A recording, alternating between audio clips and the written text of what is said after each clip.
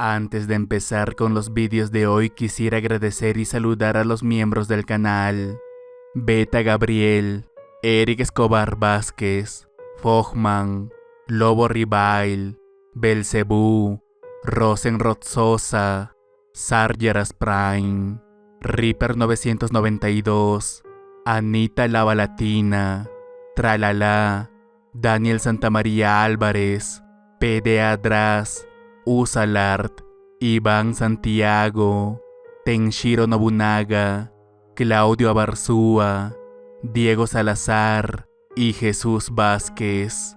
Muchas gracias a todos ellos por el apoyo como miembros del canal, y también gracias al resto de suscriptores que siempre me apoyan con su like y comentarios.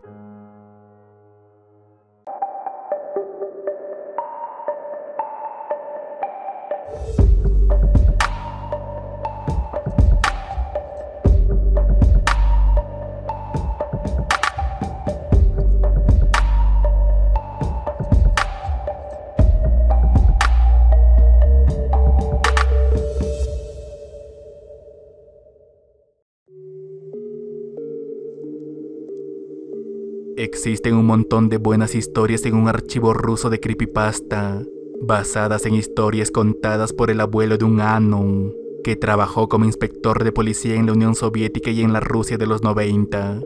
Estas historias son básicamente publicaciones hechas por aquel Anon en uno de los tablones rusos hace muchos años, y que yo sepa, no existe ninguna traducción al inglés de estas historias, aunque son bastante buenas y se basan en casos policiales reales en los que trabajó el abuelo de este Anon. Ya que hablo ruso, ¿alguno de ustedes quiere que lo traduzca? Lo pregunto porque hay un montón de texto, y la verdad, no me gustaría hacer todo este trabajo si nadie aquí está interesado en ellas. Así que, señores, he conseguido encontrar un cable para mi cámara de fotos barata, y eso significa que ha llegado el momento de contar algunas historias emocionantes. Como ya he dicho, mi difunto abuelo sirvió en la Milice, nombre de las fuerzas policiales en la Unión Soviética y muchos países del Pacto de Varsovia, en la Unión Soviética y hasta finales de los años 90. Para ser más precisos, era inspector en la única comisaría de la Milice en una pequeña ciudad próxima a Moscú. Era un hombre muy callado y solemne, pero cuando le preguntabas por su trabajo solía ponerse muy hablador. En mi opinión, el trabajo era lo único que amaba en la vida. Por eso, cuando era más joven, ya entonces me interesaban las cosas paranormales. Pasaba muchas tardes en su cocina preguntándole por las cosas más interesantes en su carrera. Tras su muerte encontré un grueso cuaderno que, al parecer, utilizaba como una especie de diario con una recopilación de sus casos más curiosos. Logré que mi abuela me lo prestara unas cuantas veces, y al leerlo siempre imaginé a mi abuelo como un matemático. No había nada de estilo literario ni opiniones personales, solo hechos fríos y confirmaciones como la descripción de un cadáver encontrado, la evaluación de un criminólogo, una lista de los posibles sospechosos, y como no, algunas teorías y un par de notas que según pude leer, señalaban que mi abuelo siguió trabajando en estos casos en su tiempo libre tratando de resolverlos. La mayoría de sus apuntes correspondían con las historias que me contaba cuando yo era un niño, pero también habían algunas muy buenas de las que nunca había oído hablar. En caso de que de repente disfruten de alguna de estas historias, podría incluso visitar a mi abuela y pedirle que me dejara hojear algunas páginas. Tal vez leer algunos casos que no conocía y tomar algunas fotos de esas antiguas escenas de crímenes, y más tarde podríamos incluso intentar adivinar lo que ocurrió allí. Como dije antes, quería escribir una especie de libro sobre estos casos, así que les proporcionaré algunas imágenes que ya tengo con algunas notas adicionales, pero no esperen que todas mis fotos sean de escenas de crímenes exactas por razones obvias. En algunos casos me acobardé al entrar en determinadas casas porque los barrios aquí, como la ciudad en general, están llenos de ciertos elementos criminales, y si entras en algún albergue de mierda lleno de exconvictos y drogadictos, puede que no salgas nunca de él. También añadiré que no habrá popobaguas, espíritus malignos de Zanzíbar que son un poco meme en el ruso X porque suena gracioso en ruso, ni descripciones de monstruos y cosas así. Muchos de estos casos tienen serios matices místicos, pero creo que con algo de imaginación, probablemente puede explicárselos dentro de un marco de fenómenos habituales. Puedo prometerles unas historias detectivescas con desmembramientos y escaleras manchadas de pis en complejos de apartamentos, así que solo les pido que no se pongan a criticar la calidad de mis imágenes. El primer caso que quería contarles ocurrió en el año 93, y es un caso particularmente interesante porque nadie logró explicar lo que sucedió allí. Añadiré algunas imágenes a esta publicación. La primera será del complejo de apartamentos donde ocurrió, y la segunda será el lugar exacto donde se encontró el cuerpo.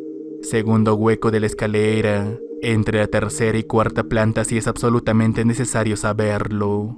Así que eran alrededor de las 10 de la noche, cuando un grupo de investigación operativo, en esta pequeña ciudad que consistía en policías regulares, un investigador, análogo soviético ruso de un rango de detective, y un experto criminólogo, fueron llamados para un informe sobre el descubrimiento de un cadáver en las escaleras, un cuerpo humano que goteaba una mierda de sangre, y con la cabeza separada de su torso tendida no muy lejos. Sus laceraciones parecían como si alguien lo hubiera masticado según mi abuelo, y su vestimenta, que consistía en pantalones de entrenamiento, suéter y zapatillas, estaban desgarradas en una docena de lugares.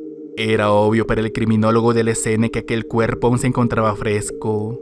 El rigor mortis aún no se había establecido, y esto era un gran indicador de que solo habían pasado por lo menos 2 horas.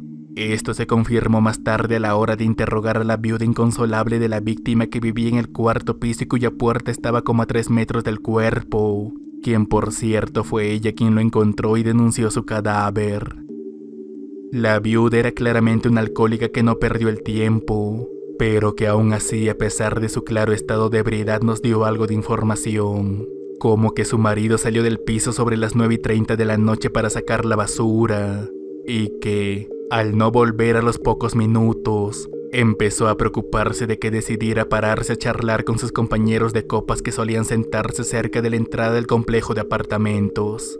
Si no mal recuerdo, me dijo que como las ventanas de su piso no daban al patio exterior, decidió bajar ella misma a buscarlo, pero en el momento en que salió de su piso, vio el cuerpo desfigurado de su marido en un charco de sangre.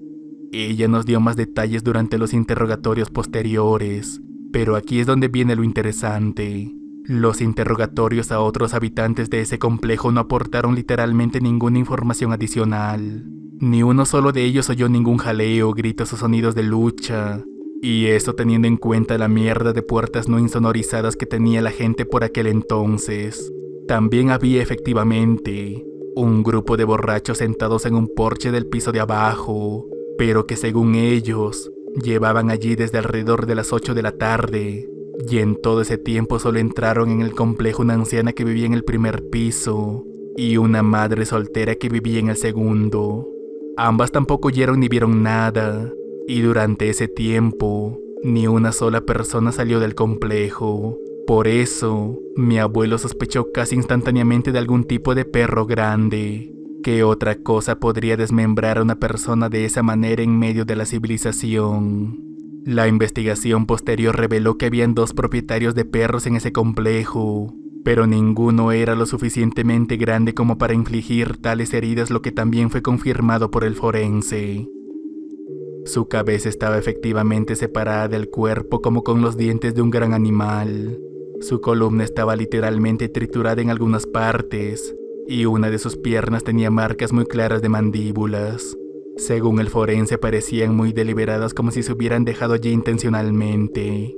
Cada diente de la mandíbula inferior y superior dejaba una marca limpia, lo que casi nunca ocurre en la práctica normal del forense. Y aunque las mandíbulas eran similares a las de los perros, estas eran realmente grandes. Ya habían 48 de esas marcas de dientes allí, mientras que los perros normales solo tenían 42. A veces un poco más, a veces un poco menos, pero rara vez y no por mucho. Ahora un par de comentarios propios. Un perro grande es capaz de separar la cabeza de un hombre adulto de su cuerpo en 15 o 20 minutos. Puedo confirmarlo como propietario de un perro grande. Y no, Mi perro no ha matado a nadie, pero puede masticar un hueso grande en 10 minutos.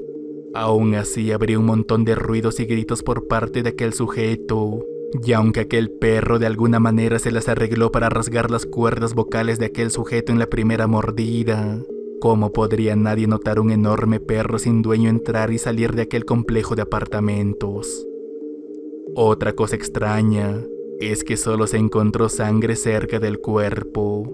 No había sangre en las propias escaleras ni por encima ni por debajo, como si primero lo hubieran puesto en el suelo y luego le hubieran masticado la cabeza tranquilamente en silencio.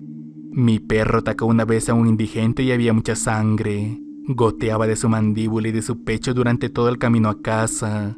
Y déjenme decirles que el humano tiene mucha más sangre que un perro. Allí no había nada de eso. Todo estaba crujientemente limpio.